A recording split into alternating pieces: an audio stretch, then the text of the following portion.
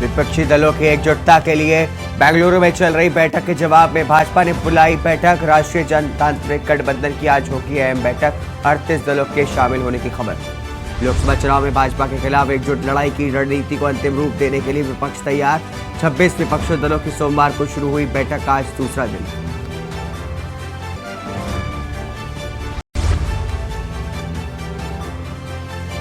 केरल के पूर्व मुख्यमंत्री और कांग्रेस के वरिष्ठ नेता ओमान चांडी का निधन।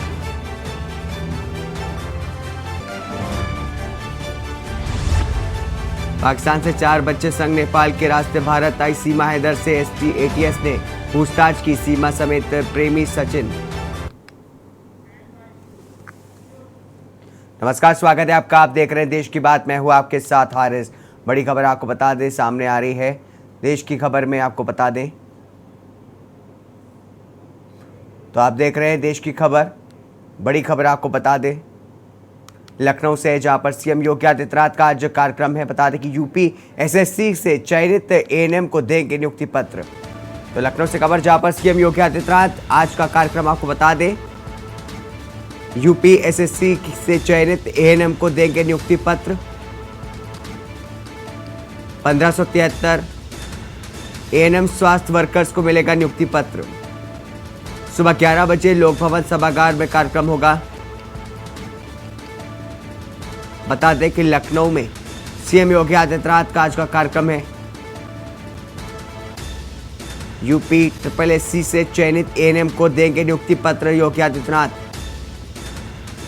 1573 एएनएम स्वास्थ्य वर्कर्स को मिलेगा नियुक्ति पत्र। सुबह 11 बजे लोक भवन सभागार में कार्यक्रम का आयोजन होगा। तो अहम जानकारी आपको बता रहे लखनऊ से, जहां पर आज सीएम योगी आदित्यनाथ का आज का कार्यक्रम आपको बता दें। सीएम योगी आदित्यनाथ आज यूपी SSSC से चयनित एएनएम को देंगे नियुक्ति पत्र।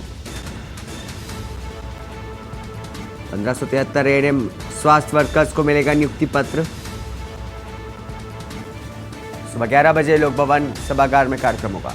इसी खबर पर अधिक जानकारी के लिए हमारे संवाददाता सतीश संगम हमारे साथ जुड़ चुके हैं। सतीश, आपसे जानना चाहेंगे, जिस तरीके से बताया जा रहा है आज योगी आदित्यनाथ का कार्यक्रम है, एएनएम के जो नियुक्ति पत्र सौंपे जाने वाले, इसको लेकर के क्या कुछ बताएंगे? बिल्कुल, अधीनस्थ सेवा चयन आयोग द्वारा एक तरह से भर्ती निकाली गई थी, जिसमें तकरीबन 1500 से अधिक जो एएनएम स्वास्थ्यकर्मी हैं उनका चयन किया गया था। आज लोक भवन में एक कार्यक्रम रखा गया है। 11 बजे तकरीबन मुख्यमंत्री योगी आदित्यनाथ वहां पहुंचेंगे। इसके अलावा डिप्टी सीएम ब्रजेश पाठक जो स्वास्थ्य मंत्री भी हैं वो भी वहां पर मौजूद होंगे।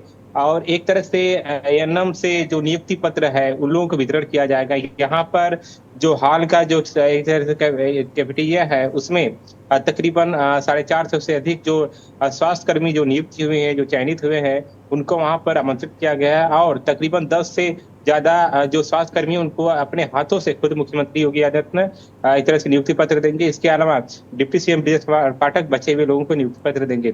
साफ जाहिर है कि जिस तरह से स्वास्थ्य को लेकर काम किए जा रहे हैं प्रदेश में एक तरह से बेहतर को लेकर, तो ऐसे में जो एएनएम की स्वास्थ्यकर्मी है इनके आने से कहीं न कहीं की स्वास्थ्य व्यवस्था मजबूत होगी। और प्रदेश भर में तमाम तरह के जो सवाल खड़े किए जा रहे थे कि डॉक्टर्स के छुट्टी कर रहे हैं या डॉक्टर एक तरह से नियुक्ति पत्र देकर नियुक्ति होने के बाद भी वो तरह से पदभार ग्रहण नहीं किए जा रहे हैं, तो ऐसे में उनके अंदर कहीं ना कहीं विराम लगेगा।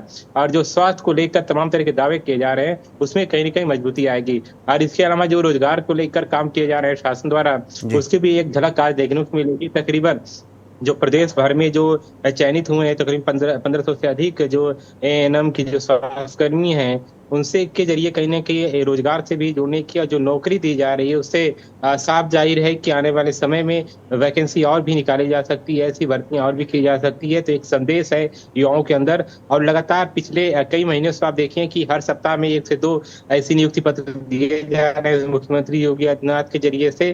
कहीं न कहीं एक तरह से उत्तर प्रदेश के जो युवा हैं उनको अपनी तरफ से आकर्षित करने का एक पहल की जा रही है। और मालूम हो कि लोकसभा चुनाव नजदीक है, तो ऐसे में तमाम तरह की जो भर्तियां हैं हैं अलग अलग सेक्टर्स में, वो कहीं ना कहीं निकाली जा रही है। उसको एक तरह से फिलअप करने का जो काम किया जा रहा है शासन द्वारा, एक सीधे तौर पर टारगेट है, क्योंकि लोकसभा चुनाव को लेकर बहरहाल जो आज की जो रूपरेखा तैयार की गई है उसकी तैयारियां पूरी कर ली गई है। जी। और जब 11 बजे मुख्यमंत्री योगी आदित्यनाथ लोक भवन में मौजूद होंगे, उससे पहले सभी अधिकारी जो पुख्ता जो तैयारियों को लेकर, स्वास्थ्य के एक तरह से सुरक्षा को लेकर या स्वास्थ्य जुड़ी कुछ रिलेटिव चीजें हैं, उसकी भी तैयारियां कर ले हैं और मुख्यमंत्री अपने हाथों से खुद नियुक्ति पत्र देंगे। जी जी सतीश, जिस तरीके से बताया जा रहा है कि 1573 एएनएम को नियुक्ति पत्र सौंपा जाएगा, इससे स्वास्थ्य विभाग जो प्रदेश का है वो कितना मजबूत होगा? हाँ, देखिए मालूम हो कि पहले हमने बताया कि उत्तर प्रदेश में कई ऐसे मेडिकल कॉलेज खोले जा रहे हैं अलग अलग डिस्ट्रिक्ट में, और ये मुहिम भी है कहीं ना कहीं हर डिस्ट्रिक्ट में एक मेडिकल कॉलेज खोलने के लिए। तो वहाँ पर कहीं ना कहीं स्वास्थ्य कर्मियों की जरूरत पड़ेगी, डॉक्टर्स की कमी पड़ेगी। तो ऐसे में वहाँ पर भरने के लिए जो काम किया जा रहा है, 1500 से अधिक जो एएनएम की स्वास्थ्य कर्मी है उनको वहाँ पर तैनात किया जाएगा। तो जाहिर सी बात है कि मजबूती मिलेगी स्वास्थ्य व्यवस्था को। और खासकर राजधानी लखनऊ की बात करें तो यहाँ पर तकरीबन 100 से ज्यादा जो एक तरह से चयनित हुए हैं स्वास्थ्य कर्मी, उनको नियुक्ति पत्र दिया जाएगा। तो बहरहाल अलग अलग सेक्टर से मेडिकल कॉलेज है, यहाँ पर कुछ सिविल अस्पताल है, लोक बंधु अस्पताल है, तो वहाँ पर भी इनको एक तरह से जगह दी जाएगी। तो जो स्वास्थ्य व्यवस्था है वो मजबूत होगी कि आने वाले जो समय है, खासकर तमाम तरह की बीमारियां होती है, जो जेन्युइन तरीके से जनता को जो एक तरह से सुविधाएं मुहैया कराई जाती है, तो इसके जरिए कहीं ना कहीं उनको लाभ मिलेगा और स्वास्थ्य व्यवस्थाएं मजबूत होंगी। जी सतीश, बहुत बहुत शुक्रिया तमाम जानकारी विस्तार से बताने के लिए। तो आपको बता दें, सीएम योगी आदित्यनाथ का आज का कार्यक्रम है। यूपी SSSC से चयनित एएनएम को नियुक्ति पत्र सौंपेंगे आज सीएम योगी आदित्यनाथ। करीब 1573 एएनएम को नियुक्ति पत्र खुद अपने हाथों से सौंपने वाले हैं। तो 11 बजे आज भवन में इसका आयोजन किया जाना है। रुकेंगे एक छोटे से ब्रेक के लिए, ब्रेक के बाद जल्द हाजिर होंगे। आप देख रहे हैं के न्यूज, खबरों का सारथी। ब्रेक के बाद स्वागत है आपका। दिल्ली से खबर आपको बता दें, जहां पर आज शाम 5 बजे एनडीए की बैठक होगी। बताया जा रहा है कि अशोका होटल में एनडीए की बैठक होगी। तो आज शाम 5 बजे एनडीए की बैठक होने वाली है। बताया जा रहा है अशोका होटल में ये एनडीए की बैठक होने वाली है। आपको बता दें, ओम प्रकाश राजभर एनडीए की बैठक में शामिल होने वाले आज। तो अहम जानकारी आपको बता रहे हैं दिल्ली से, जहां पर 18 जुलाई को एनडीए की बैठक होने वाली है। 18 जुलाई को एनडीए की बैठक का हिस्सा होंगे राजभर। राजभर को एनडीए की मीटिंग में आने का न्योता मिला हुआ है। इस वक्त की अहम जानकारी, ओम प्रकाश राजभर आज सुबह दिल्ली पहुंचेंगे, क्योंकि आज एनडीए की बैठक होने वाली है जिसमें वो भी शामिल होंगे। गठबंधन के ऐलान के बीच ओपी राजभर को न्योता मिला है।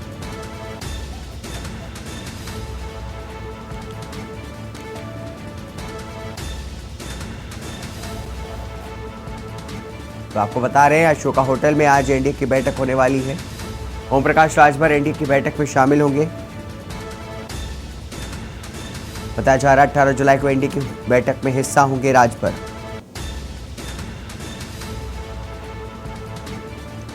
तो अहम जानकारी आपको बता रहे हैं दिल्ली से, जहां पर आज होने वाली बैठक में ओम प्रकाश राजभर भी शामिल होंगे। तो एनडीए की आज बैठक होने वाली है, आपको बता रहे हैं। इस बैठक में ओम प्रकाश राजभर भी शामिल होंगे, जिसके लिए आज ओम प्रकाश राजभर सुबह दिल्ली पहुंचेंगे।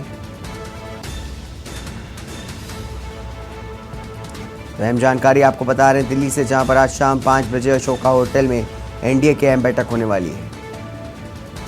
इसी खबर पर अधिक जानकारी के लिए हमारे संवाददाता प्रवेश शर्मा दिल्ली से हमारे साथ जुड़े हैं। प्रवेश, आपसे जानना चाहेंगे, जिस तरीके से बताया जा रहा है आज एनडीए की अहम बैठक होने वाली है जिसमें ओम प्रकाश राजभर भी शामिल होंगे, क्या कुछ बताएंगे? बिल्कुल, देखिए आज मैं सबसे बड़ी बात आपको बता दूं कि जो एनडीए की बैठक होने जा रही है वो शाम 5 बजे होने जा रही है, और उसमें सबसे बड़ी बात यह है कि 38 दल शामिल होने जा रहे हैं। और इसके अलावा मैं बता दूं कि विपक्ष भी आज कर्नाटक में जो है अपना एकता दिखाने के लिए 26 दलों के साथ वहां पर जुटने की तैयारी कर रहा है। सबसे बड़ी बात यह है कि एनडीए की बैठक में ओम प्रकाश राजभर भी शामिल होंगे, उनको स्पेशल न्योता दिया गया है। इसके अलावा मैं आपको बता देना चाहता हूँ कि रामविलास पासवान जो अब इस दुनिया में नहीं रहे, लेकिन उनके बेटे जो लोक जनता पार्टी के अध्यक्ष हैं चिराग पासवान, वो आज शामिल होंगे। इसके अलावा जतिन राम मांझी भी इस मीटिंग में बताया जा रहा है कि शामिल होंगे। इसके अलावा एकनाथ शिंदे वाली पार्टी जो है शिवसेना, वो भी मौके पर मौजूद रहेंगे। इसके अलावा मैं आपको बता दूं अजित पवार जो जी, जी। राकांपा के अध्यक्ष हैं वो भी शामिल होंगे, और उपेंद्र कुशवाहा नेतृत्व वाली पार्टी भी शामिल होगी, और इसके अलावा पवन कल्याण जो जन सेना करके पार्टी चलाते हैं वो भी यहाँ पर मौजूद रहेंगे। और ये सब बैठकर आज एक तरीके से बताया जाए तो लोकसभा 2024 के जो चुनाव होने हैं उसको लेकर एक रणनीति तैयार करेंगे और आपस में एकजुटता दिखाने की कोशिश करेंगे। और सबसे बड़ी बात यह है कि जितने दल यहाँ बैठेंगे वो टोटल एनडीए में शामिल हो जाएंगे और एनडीए के साथ मिलकर लोकसभा 2024 का चुनाव लड़ने की तैयारी करेंगे। जी जी प्रवेश, जिस तरीके से बता रहे हैं कि तमाम एनडीए के जो और दल हैं बीजेपी के साथ वो भी जुड़ेंगे, तो कहीं ना कहीं एक विपक्ष को एक तरीके से इनको एक संदेश देने माना जा सकता है, क्योंकि आज एनडीए की जहां बैठक हो रही है तो दूसरी तरफ विपक्ष भी अपनी एकजुटता दिखाते हुए नजर आएगा। बिल्कुल, इसमें कोई दो राय नहीं है। देखिए मैं आपको एक बात स्पष्ट बता दूं कि 38 दलों में 13 दल ऐसे लिए हैं बीजेपी ने जिन्होंने पिछले लोकसभा चुनाव में एक भी मैं ये कहूँगा सीट नहीं निकाली है। इसके अलावा कोई भी उनका अभी नई पार्टियां उभर कर आ रही है कुछ, लेकिन उसके बावजूद भी एनडीए ने उनको शामिल करने के लिए अपनी सहमति जताई। ये बहुत बड़ा सवाल है और ये एनडीए को सबसे बड़ी बात मानने की ये मानी जा रही है कि एनडीए ने छोटे दलों को इसलिए शामिल करने की तैयारी की है ताकि जो कई राज्य ऐसे हैं हमारे देश में जहाँ पर विशेष तौर पर जाति के आधार पर चुनाव लड़े जाते हैं, इसीलिए उनको शामिल कर उन जातियों को अपनी तरफ लेने की कोशिश की है। जी जी, तो जिस तरीके से आपने बताया कि तमाम और दलों को भी वो जोड़ती है, तो कहीं ना कहीं कहा जा सकता है कि जितने भी दल हो सकते हैं जो एनडीए से जुड़ सकते हैं, एनडीए उनसे हाथ मिलाने की फिराक में रहती है। जी बिल्कुल, देखिए मैं आपको बार बार एक बात स्पष्ट कर दूं कि लोकसभा 2024 के चुनाव को देखते हुए चाहे वो एनडीए हो चाहे यूपी हो या अन्य कोई भी दल हो, वो सभी लगातार ये कोशिश कर रहे हैं, ये कवायद कर रहे हैं। बात विपक्ष की करें तो वो मोदी की विजय रथ को रोकना चाहते हैं और बात अगर बीजेपी की करें तो वो लगातार इस रथ को आगे की ओर ले जाना चाहते हैं और इसी रणनीति के तहत हर दल अपनी तैयारी कर रहा है। और सबसे बड़ी बात यह है कि दोनों दलों में बात करें पक्ष और विपक्ष की तो दोनों तरफ एक ही लड़ाई या एक ही जंग देखी जा रही है कि इस समय एकजुटता की बात की जा रही है। दोनों दल चाहे छोटे दल हो चाहे बड़े दल हो चाहे अन्य दल हो, सभी को मिलाकर अपनी एकता को दिखाने की कोशिश कर रहे हैं और उसी एकता के आधार पर चुनाव लड़ने की तैयारी भी कर रहे हैं। जी ठीक है प्रवेश, बने रहिए आप हमारे साथ, आपके पास वापस आएंगे। बहुत बहुत शुक्रिया तमाम जानकारी के लिए। तो आपको बता दें कि तमाम दल जो हैं आज एनडीए के साथ वो आज बैठक करने वाले 18 तारीख को, यानी कि आज के दिन वो इस बैठक में शामिल होंगे और तमाम बड़े जो और नेता हैं वो भी शामिल होंगे। बताया जा रहा है ओम प्रकाश राजभर भी इस बैठक में शामिल होंगे। कुछ दिन पहले ही उन्होंने एनडीए ज्वाइन किया था और आज ओम प्रकाश राजभर दिल्ली पहुंच रहे हैं। बताया जा रहा है कि आज अहम बैठक होने वाली जिसमें ओम प्रकाश राजभर भी शामिल होंगे। ख़ास बात यह है कि तमाम और भी जो दल हैं जो बीजेपी के साथ नज़र आने वाले हैं 2024 के चुनाव में, वो भी इस दल में इस बैठक में मौजूद रहेंगे।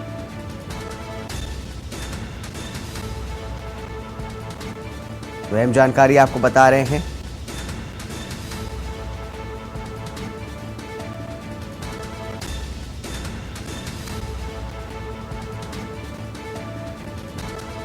राजभर को एनडीए की मीटिंग में आने का न्योता मिला हुआ है।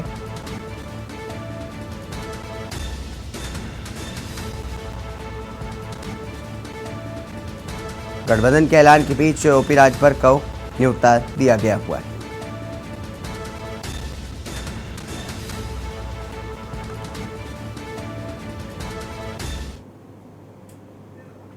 रुकेंगे छोटे से ब्रेक के लिए, ब्रेक के बाद जल्द हाजिर होंगे। आप देख रहे हैं के न्यूज, खबरों का सारथी। ब्रेक के बाद स्वागत है आपका। दिल्ली से खबर आपको बता दें, जहां पर बृजभूषण शरण सिंह के खिलाफ कोर्ट के समन जारी किया गया है। तो अहम जानकारी दिल्ली से बता दें, बृजभूषण शरण सिंह को आज कोर्ट में पेश होना होगा। महिला पहलवानों के केस में कोर्ट से समन जारी किया गया है। तो इस वक्त की अहम जानकारी, कोर्ट ने यौन उत्पीड़न मामले में बृजभूषण शरण सिंह के खिलाफ कोर्ट में आज बृजभूषण शरण सिंह को आज कोर्ट में पेश होना पड़ेगा। बताया जा रहा है कि महिला पहलवानों के केस में कोर्ट से समन जारी किया गया है। कोर्ट ने यौन उत्पीड़न मामले में चार्जशीट संज्ञान लिया है।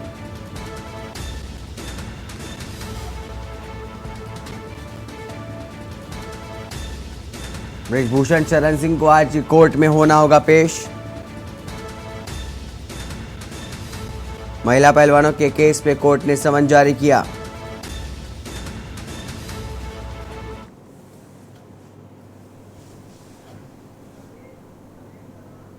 इसी खबर पर अधिक जानकारी के लिए हमारे संवाददाता दिल्ली से प्रवेश शर्मा हमारे साथ जुड़े हुए हैं। प्रवेश, आपसे जानना चाहेंगे जिस तरीके से समन जारी किया गया है, क्या कुछ बताएंगे? जी बिल्कुल, देखिए ब्रजभूषण सिंह के खिलाफ लगभग 7 महिला पहलवानों ने कई पिछले 4 से 6 महीने की बात करें लगातार उन पे आरोप लगाकर केस दर्ज कर रखा है और वो लगातार धरना प्रदर्शन कर ये मांग कर रहे हैं कि ब्रजभूषण के खिलाफ कार्रवाई की जाए।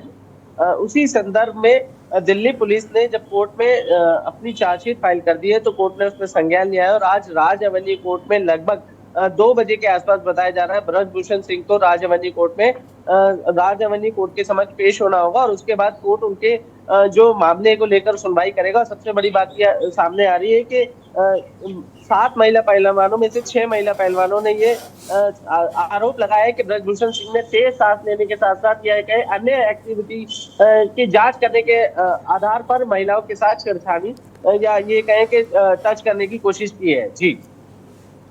जी, जिस तरीके से बताया जा रहा है आज उनको कोर्ट में पेश होना पड़ेगा, क्या उनके पेश होने से क्या कुछ ये मामला आगे बढ़ेगा, किस ओर ये बढ़ेगा ये मामला?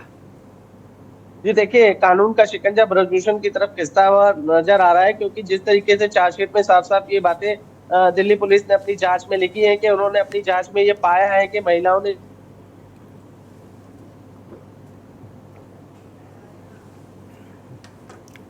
जी प्रवेश, जिस तरीके से आपने बताया कि चार्जशीट में उनका नाम आ गया है तो कहीं ना कहीं ये भी देखा जा रहा है पिछले कई दिनों से कि बीजेपी भी ब्रिजभूषण शरण सिंह से दूरी बनाती हुई दिखाई दे रही थी। हालांकि कुछ दिन पहले ही लखनऊ एयरपोर्ट पर देखा गया था, उन्होंने एक महिला जर्नलिस्ट के साथ बदतमीजी भी की थी और जब उनसे पूछा गया इस्तीफे के लिए, इसको लेकर के कहा जा सकता है कि कहीं ना कहीं ब्रिजभूषण शरण सिंह अब फंसते हुए नजर आ रहे हैं।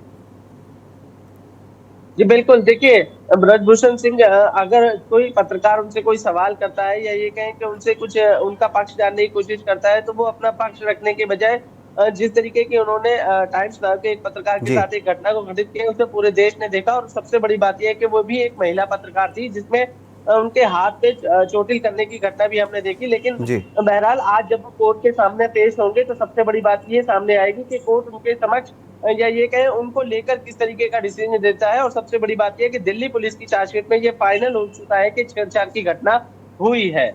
जी ठीक है प्रवेश, बहुत बहुत शुक्रिया तमाम जानकारी विस्तार से बताने के लिए। तो आपको अहम जानकारी बता रहे यौन उत्पीड़न मामले में फंसते हुए नजर आ रहे हैं ब्रिजभूषण शरण सिंह, उनके खिलाफ कोर्ट से समन जारी किया गया है, इसलिए आज उनको कोर्ट में पेश होना पड़ेगा, जिसके बाद आज के बाद कोर्ट में केस ये बढ़ेगा। ब्रिजभूषण शरण सिंह के खिलाफ कोर्ट से समन जारी किया गया है, जिसके चलते आज कोर्ट में उनको पेश होना पड़ेगा। बताया जा रहा है कि दिल्ली पुलिस ने चार्जशीट जो दाखिल किए उसमें ब्रिजभूषण शरण सिंह को आरोपी पाया गया है।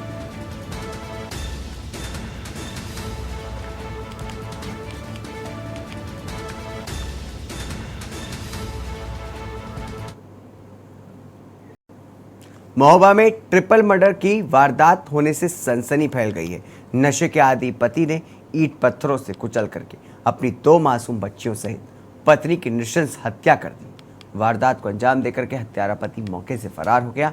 वारदात महोबा शहर कोतवाली क्षेत्र के समद नगर इलाके की है। गांजा और शराब पीने का आदी पति देवेंद्र विश्वकर्मा मामूली बातों पर आए दिन पत्नी के साथ मारपीट करता था।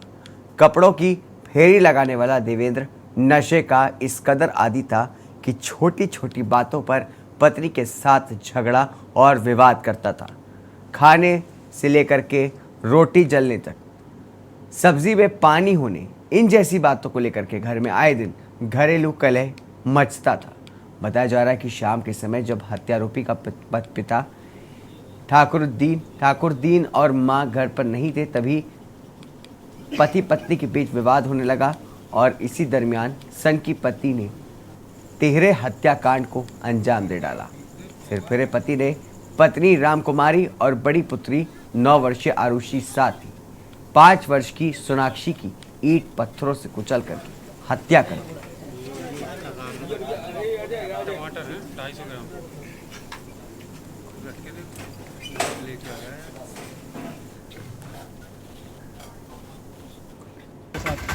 लड़ाई तो सुनता है, लड़ाई होती रही है। परसों नरसों उसका बाप भी आया था, उसका अक्सर लड़ाई होती थी क्या? अक्सर की बात नहीं है, कभी कभी हो जाती है। अच्छा, क्या करता था ये? वो करता है, फील आ रहा था कपड़ा। नशा ऐसा करता था क्या? हाँ, दारू भी था, गांजा भी था। आज आप लोगों को कैसे पता चला? हम तो शाम को पता मिले सबका, जब सबने देखो तो हम आगे फिर देखो हमने कि घटना तो कुछ नहीं, हम वही सुबह जी फेरी लगाने गया था, हम बिलवी चुंगी चले गए थे। वहाँ हम सिलाई मशीन रखी है, सिलाई का काम करती हैं। फिर क्या हुआ? फिर ये दोनों को बुला लिया उसने अंदर कमरे में, मार दिया। देखिए, आज देर शाम को थाना कोतवाली को एक सूचना प्राप्त हुई कि मोहल्ला समद नगर में एक घर में एक व्यक्ति ने अपनी पत्नी की हत्या कर दी है। इस तरह की सूचना प्राप्त होते ही पुलिस बल तुरंत मौके पे पहुंचा और सभी सीनियर ऑफिसर्स भी यहां पर पहुंचे और यहां पर इस तरह से देखा गया कि एक व्यक्ति जो यहां समद नगर में रहता था अपने परिवार के साथ, उसने अपनी पत्नी को व साथ ही अपनी 2 बेटियों को भी मौत के घाट उतार दिया है। और इस तरह से यहाँ पर जो है एक बात सामने आई है। सभी 2 लोगों द्वारा एक मौके को विजिट किया गया है। फील्ड यूनिट आ रही है, साक्ष्य संकलन की कार्रवाई प्रचलित है और आगे वैधानिक कार्रवाई इसमें की जा रही है। बता दें, 3 हत्याओं से जिस तरीके से 2 बच्चों की महिला सहित हत्या की गई है, ये बेहद ही संगीन आरोप है। बताया जा रहा है कि 2 बच्चों सहित महिला को मौत के घाट उतारा गया है। इसी पर अधिक जानकारी के लिए हमारे संवाददाता अनुराग पचौरी हमारे साथ जुड़े हैं। अनुराग, आपसे जानना चाहेंगे, जिस तरीके से महोबा में ये नृशंस हत्या की गई है, इसको लेकर के क्या कुछ बताएंगे? अनुराग, अनम्यूट कर ले पहले जी। ये हम आपको बता दें कि ये मामला शहर कोतवाली क्षेत्र के समद नगर का है, जहां पर देर रात एक सिरफिरे पति ने अपनी पत्नी और अपने नाबालिग 2 बच्चों को पत्थर से कुचलकर जान ले ली है। इसमें पुत्री 9 वर्षीय पुत्री आयुषी और सोनाक्षी 5 वर्षीय पुत्री और अपनी पति राम कुमारी की पत्थर से कुचलकर आत्महत्या की। हम आपको बता दें कि जो आरोपी पति है ये शराब और गांजे का नशा करता था। इसी के नशे में उससे परिवारजनों से, बच्चों से या पत्नी से छोटी छोटी बातों के लिए झगड़ा होता रहता था। और जब उसके माता पिता घर में नहीं थे तो अकेला पाकर किसी बात को लेकर पति पत्नी में विवाद हो गया और सिरफिरे पति ने इस टाइप से पूरी घटना को अंजाम दिया। जी, अभी तक पुलिस ने क्या कुछ कार्रवाई की इस मामले में? अभी फिलहाल आरोपी पति जो है कि अभी मौके से फरार है।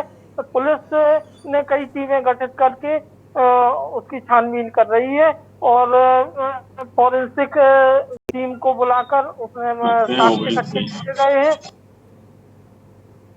ठीक है अनुराग, बहुत बहुत शुक्रिया तमाम जानकारी विस्तार से बताने के लिए। तो आपको बता दें कि 3 हत्याओं से दहलाए महोबा। बताया जा रहा है कि महोबा में एक सनकी पति ने अपनी पत्नी और अपनी 2 बच्चों को मौत के घाट उतार दिया।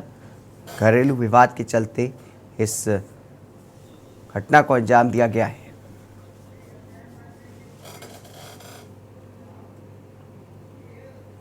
रुकेंगे छोटे से ब्रेक के लिए, ब्रेक के बाद जल्द हाजिर होंगे।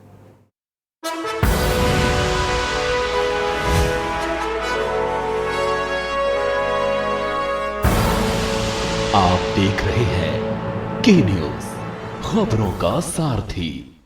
ब्रेक के बाद स्वागत है आपका। लखनऊ से खबर आपको बता दें, जहां पर केजीएमयू में डिजिटल भुगतान की सुविधा शुरू हो गई। तो केजीएमयू में डिजिटल भुगतान की सुविधा शुरू हुई है। मरीजों को नकद भुगतान से मिलेगी राहत। बताया जा रहा है कि 2023 से ये सुविधा पायलट प्रोजेक्ट के तहत शुरू की गई है। ट्रायल के आधार पर शुरू की गई है ये सुविधा। तो ट्रायल के आधार पर शुरू की गई है डिजिटल पेमेंट की सुविधा, डिजिटल भुगतान सुविधा सामान्य रूप से शुरू हो चुकी है। बताया जा रहा है कि डिजिटल भुगतान के लिए मान्य होंगे कार्ड, यूपीआई वॉलेट, सभी डेबिट क्रेडिट कार्ड मान्य होंगे। तो अहम जानकारी बता दें लखनऊ से, जहां पर केजीएमयू में अब डिजिटल भुगतान की सुविधा शुरू की गई है। मरीजों को नगद भुगतान से मिलेगी राहत। बता दें कि 2023 से ये सुविधा पायलट प्रोजेक्ट के तहत शुरू की गई है। ट्रायल के आधार पर शुरू की गई थी सुविधा।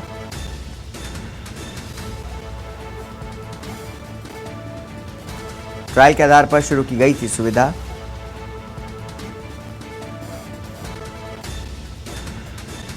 डिजिटल भुगतान सुविधा अब शुरू की गई है, जिसके लिए सभी कार्ड मान्य होंगे। बताया जा रहा है कि यूपीआई वॉलेट, सभी डेबिट क्रेडिट कार्ड अब मान्य होंगे। लखनऊ से खबर, जहां पर केजीएमयू में डिजिटल भुगतान की सुविधा शुरू की गई है।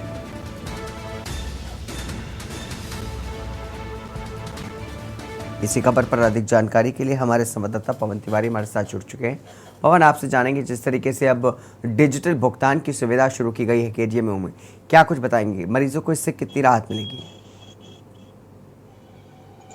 जी, आपको बता दें कि मेडिकल कॉलेज जो है उत्तर प्रदेश का सबसे बड़ा कॉलेज है। यहाँ पर बड़ी संख्या में जो है मरीज इलाज कराने आते थे, तो उनके तीमारदारों को काफी दिक्कतों का सामना करना पड़ता था नगद पेमेंट के लिए, क्योंकि नगद पेमेंट देने के लिए लाइनें लगती थी और काफी लिखा पढ़ी के बाद नगद पेमेंट कैश पेमेंट जमा होता था।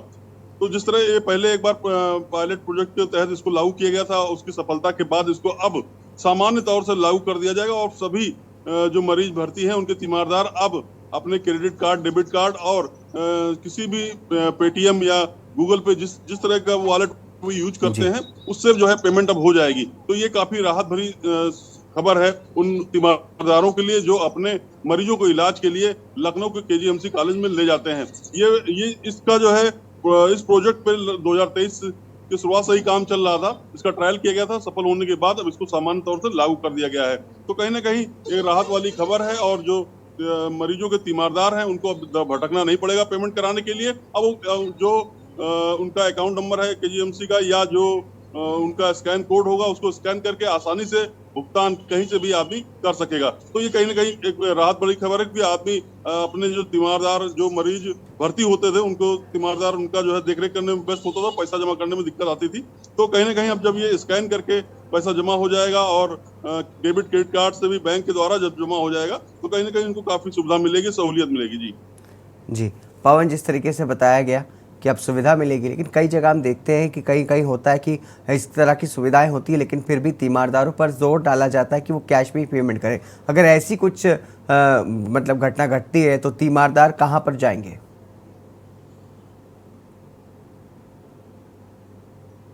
रिपीट जी, आवाज नहीं आई। जी पवन, हम पूछ रहे थे, आपका आवाज आ रही है? जी, हम कह रहे थे कि जैसे मान लीजिए कि कहीं कहीं होता है कि अगर मान लीजिए कि जैसे कि उस समय यूपीआई नहीं चल रहा होता है, अगर इस तरह की कोई घटना घटेगी तो क्या होगा इस चक्कर में? देखिए, उसके लिए व्यवस्था है। अगर यूपीआई किसी के पास नहीं है, मान लो बहुत सारे ग्रामीण लोग भी वहाँ पर इलाज कराने आते हैं जो यूपीआई वॉलेट का उपयोग नहीं करते हैं या उनके पास कोई भी डेबिट क्रेडिट कार्ड नहीं है, तो उसके लिए कैश काउंटर भी खुले रहेंगे। उसमें जो कैश काउंटर पहले पर कई लोग बैठते थे, उसमें से आप जो संख्या वाले कम किया जाएगा, लेकिन कैश काउंटर की कैश की भी व्यवस्था रहेगी और कैश के साथ साथ ये जो है अलग से पेमेंट करने का एक नया माध्यम दिया गया है, ऑनलाइन पेमेंट। तो ऑनलाइन पेमेंट से जो है जो जानकार है वो आप उससे पेमेंट करेगा और उसको सहूलियत होगी, और जो जिसके पास वॉलेट कोई नहीं है या जो ग्रामीण है इसके बारे में जानकारी नहीं है, उनके लिए कैश काउंटर की व्यवस्था है। तो कुल मिलाकर इसमें कोई दिक्कत की बात नहीं होगी। कैश काउंटर के साथ साथ ऑनलाइन पेमेंट की व्यवस्था होने से जो मरीजों के जो तीमारदार थे जिनको पेमेंट के लिए भटकना पड़ता था, अब उनको सहूलियत मिलेगी। जी ठीक है पवन, बहुत बहुत शुक्रिया तमाम जानकारी विस्तार से बताने के लिए। तो अहम जानकारी आपको बता दें, लखनऊ के केजीएमयू में अब डिजिटल भुगतान की सेवा शुरू कर दी गई है, जिसको ट्रायल के आधार पर पहले शुरू किया गया था, अब उसको पूरी तरह से लागू कर दिया गया है। तो अब तीमारदारों को, मरीजों को इससे काफ़ी सुविधा मिलेगी।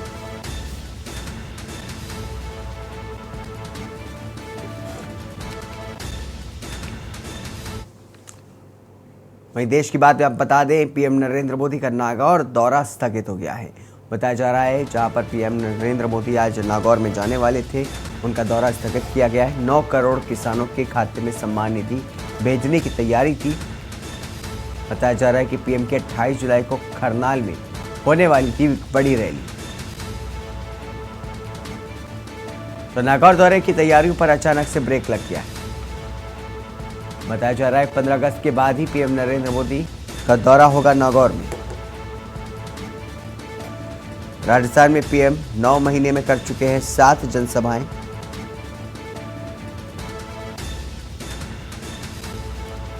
पीएम नरेंद्र मोदी का नागौर दौरा स्थगित हो गया है।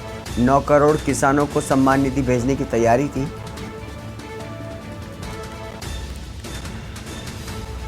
तो नागौर का जो रैली थी होने वाली थी, पीएम नरेंद्र मोदी का दौरा था, वो अब स्थगित किया गया है। 9 करोड़ किसानों को सम्मान निधि भेजने की तैयारी थी। पीएम 28 जुलाई को करनाल में होने वाली थी बड़ी रैली। नागौर दौरे की तैयारियों पर अचानक लग गया ब्रेक।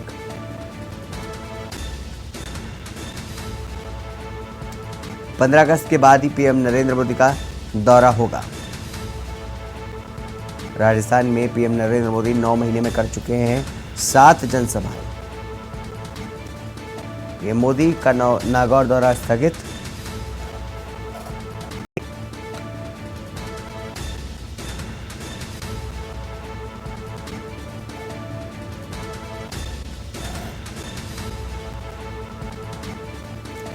नौ करोड़ किसानों को सम्मान निधि भेजने की तैयारी थी इस दौरान।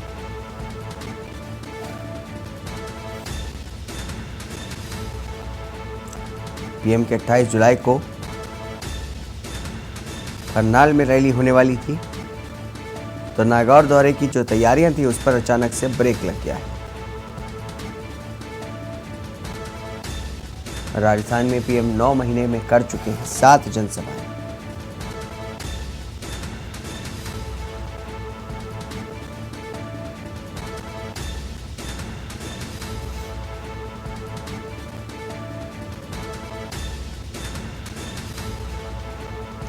इसी खबर पर अधिक जानकारी के लिए मुकेश कमावत हमारे साथ जुड़ चुके हैं। मुकेश, आज तक जानना चाहेंगे, नागौर दौरे स्थगित किया है पीएम नरेंद्र मोदी का, क्या कुछ बताएंगे? जी, मैं आपको बताना चाहूंगा कि राजस्थान में विधानसभा चुनाव से पहले जाटों को साधने के लिए पीएम नरेंद्र मोदी का नागौर के करनाल में आगामी 28 जुलाई को दौरा प्रस्तावित था। पीएम मोदी की इस रैली को लेकर अब जानकारी मिली है कि ये दौरा अब स्थगित हो गया है। बताया जा रहा है कि प्रधानमंत्री कुछ अन्य कामों में व्यवस्थाओं के चलते उनका दौरा फिलहाल स्थगित कर दिया गया है। वहीं अब आने वाले समय में पीएमओ की ओर से नई तारीख के बाद उनका दौरा फाइनल किया जाएगा। सूत्रों का कहना है कि पीएम 15 अगस्त के बाद ही नागौर आ सकते हैं। मालूम हो कि पीएम का 1 महीने में दूसरा राजस्थान का दौरा होने वाला था। आपको बता दें, पीएम के नागौर दौरे को लेकर बीजेपी ने तैयारियां शुरू कर दी थी, जहां करनाल में मोदी की जनसभा को लेकर जगह का चयन करने के साथ ही आयोजन की पूरी तैयारियां चल रही थी। वहीं अब पीएम का दौरा स्थगित होने के बाद सभी तैयारियों पर ब्रेक लगा दिया गया। 1 महीने में दूसरी बार पीएम है वो राजस्थान आने वाले थे, जहां मोदी एक के बाद एक लगातार राजस्थान के दौरे कर रहे हैं। हाल ही 8 जुलाई को वे बीकानेर के दौरे पर आए थे। वो बीते 9 महीने में राजस्थान में 7 जनसभाएं कर चुके हैं। अब 28 जुलाई को नागौर दौरे पर आ रहे थे। नागौर के करनाल स्थित तेजाजी धाम पर पीएम मोदी की सभा होनी थी। इस दौरान वे किसान सम्मान निधि की राशि किसानों के खातों में भी ट्रांसफर करने वाले थे। जी सर। जी, जिस तरीके से मुकेश आपने बताया कि पीएम नरेंद्र मोदी 9 करोड़ किसानों को सम्मान निधि भेजने वाले थे, अब उसको लेकर के क्या कुछ बताएंगे? क्या वो भी टल जाएगा इसी कार्यक्रम के साथ ही साथ? अभी तो पूरी जानकारी नहीं है, लेकिन कहा जा रहा है कि ये कार्यक्रम राजस्थान के नागौर जिले में होना था, लेकिन अब ये लग रहा है कि ये जो कार्यक्रम यहाँ तो स्थगित कर दिया गया, लेकिन ये कार्यक्रम दूसरी जगह तय किया जाएगा। जी सर। ठीक है मुकेश, बहुत बहुत शुक्रिया तमाम जानकारी के लिए।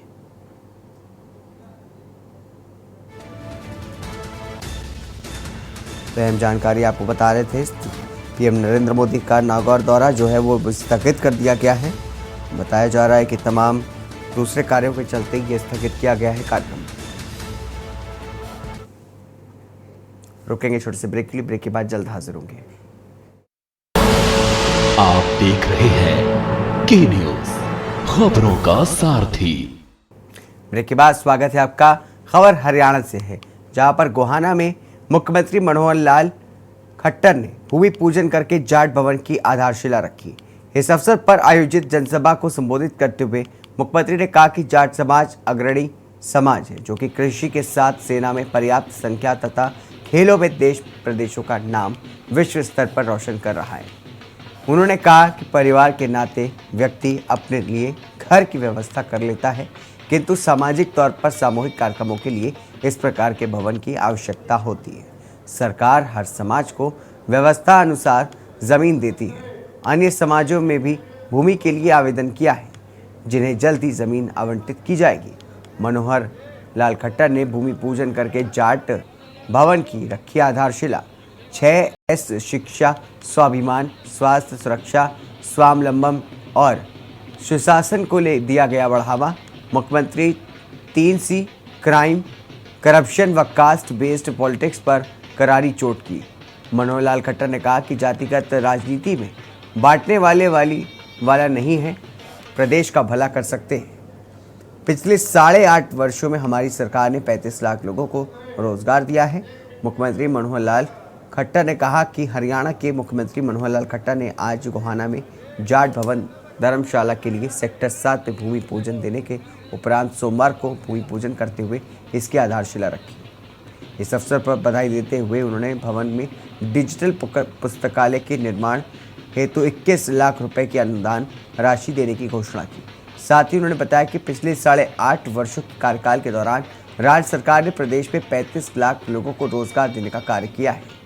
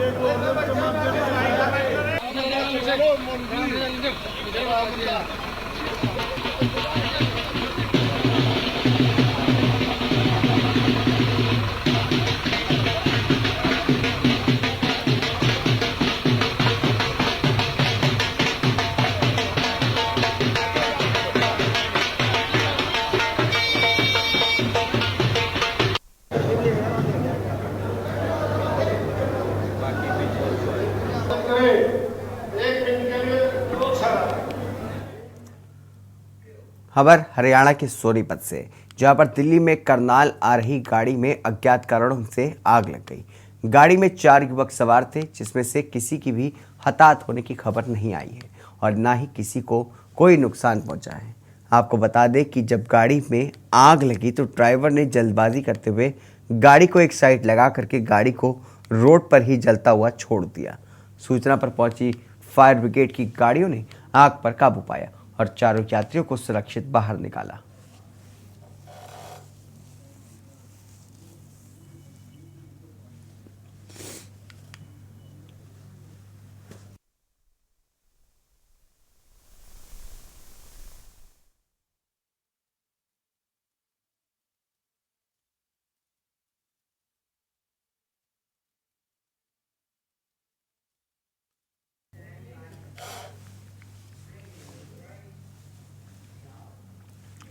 रोकेंगे छोटे से ब्रेक के लिए, ब्रेक के बाद जल्द हाजिर होंगे। आप देख रहे हैं के न्यूज, खबरों का सारथी। ब्रेक के बाद स्वागत है आपका। कोरबा जिले के कटघोरा ब्लॉक के ग्राम बुंदेली में राज्य का प्रथम त्योहार हरेली बड़ी धूमधाम से मनाया गया। इस अवसर पर जिला स्तरीय कार्यक्रम आयोजित किए गए। इस अवसर पर मनेन्द्रगढ़ विधायक विनय जायसवाल, कटघोरा विधायक पुरुषोत्तम कंवर, जिला कलेक्टर संजीव झा के साथ साथ प्रशासनिक अधिकारी और क्षेत्रीय जनप्रतिनिधियों के अलावा बड़ी संख्या में ग्रामीण जन उपस्थित रहे। हरेली त्योहार को प्रकृति के प्रति आस्था का भाव रखते हुए और अच्छी फसल होने की कामना के साथ ही हर्षोल्लास के साथ मनाया जाता है। हरेली त्योहार के दिन इस बार प्रदेश में छत्तीसगढ़िया ओलंपिक के सीजन 2 का आयोजन किया गया।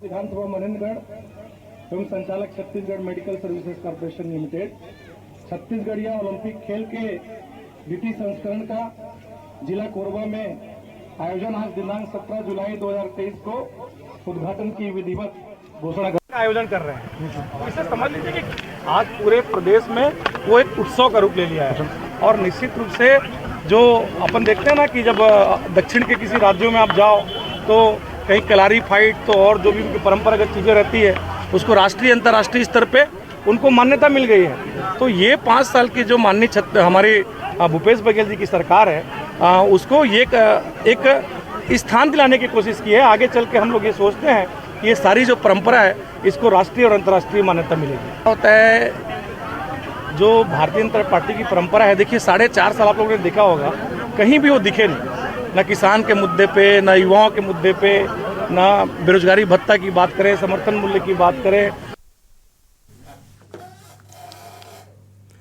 खबर नालंदा से, जहां पर अपने बयानों से सुर्खियों में रहने वाले बीजेपी नेता प्रतिपक्ष विजय कुमार सिन्हा अस्थावा प्रखंड के जियर गांव पहुंचे, जहां पर उन्होंने मृतक रजनीश कुमार सिंह की आश्रितों से मुलाकात की। गौरतलब है कि पिछले 7 जुलाई को रजनीश कुमार सिंह की शराब माफियाओं की मुखबिरी के शक में गला रेत करके निर्मम हत्या कर दी गई थी। नेता प्रतिपक्ष विजय कुमार सिन्हा ने एक बार फिर से शराबबंदी को लेकर के मुख्यमंत्री नीतीश कुमार पर निशाना साधते हुए कहा कि जियर गाँव में इतनी बड़ी वारदात हो गई, लेकिन मुख्यमंत्री नीतीश कुमार की तरफ से कोई भी प्रतिक्रिया सामने नहीं आई। जब जियर गांव में सत्ताधारी दल के विधायक के सांसद आश्रितों से मुलाकात किया तो उन्होंने न्याय के लिए आवाज क्यों न उठाई। सदन के अंदर भी सत्ता की दलाली में लोग मौन क्यों हैं। नेता प्रतिपक्ष विजय कुमार सिन्हा ने शराबबंदी के तहत मृतक के आश्रितों को 4 लाख का मुआवजा राज्य सरकार को से देने की मांग की।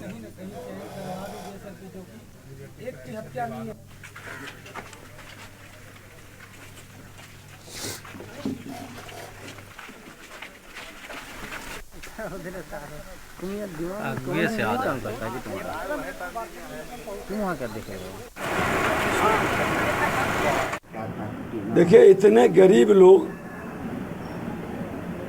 और सरकार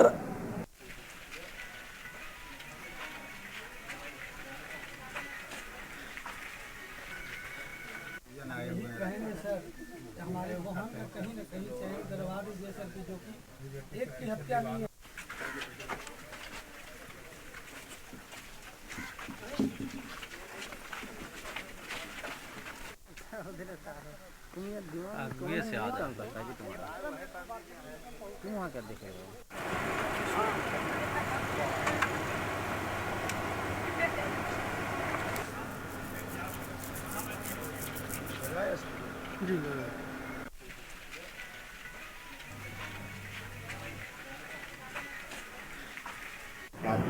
देखिए, इतने गरीब लोग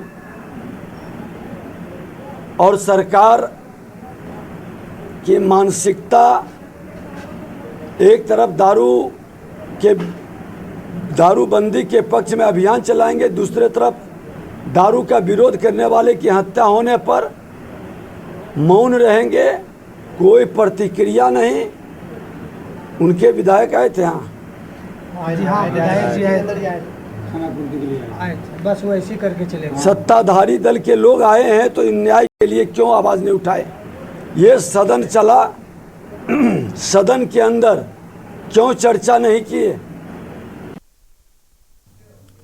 बेंगलुरु में 26 दलों के जुटान पर पूर्व केंद्रीय मंत्री आरसीपी सिंह ने चुटकी ली है। उन्होंने कहा कि महागठबंधन के नेताओं का महाजुटान जरूर हो रहा है, लेकिन सभी नेता पूरी तरह से डिमोरलाइज्ड हैं। शरद पवार को लेकर के मंत्री आरसीपी सिंह ने कहा कि अपनी टूटती हुई पार्टी को लेकर के पूरी तरह से डिमोरलाइज्ड हैं। दिल्ली के मुख्यमंत्री अरविंद केजरीवाल बाढ़ की तबाही को लेकर के पूरी तरह से डिमोरलाइज्ड हैं। उसी तरह पश्चिम बंगाल की मुख्यमंत्री ममता बनर्जी भी पूरी तरीके से डिमोरलाइज्ड है। बिहार के नेताओं की यही हालत है। मुख्यमंत्री नीतीश कुमार खुद की पार्टी में बगावत के सुर से असहज महसूस कर रहे हैं। जब एक मंच पर इतने डिमोरलाइज्ड नेता इकट्ठा होंगे तो वो कैसे किसी समर को जीत सकते हैं। मुख्यमंत्री नीतीश कुमार ने लोगों को लिट्टी चोखा खिलाने के बाद नीतीश कुमार बेंगलुरु इडली डोसा खाने गए। इससे ज़्यादा कुछ होने वाला भी नहीं है।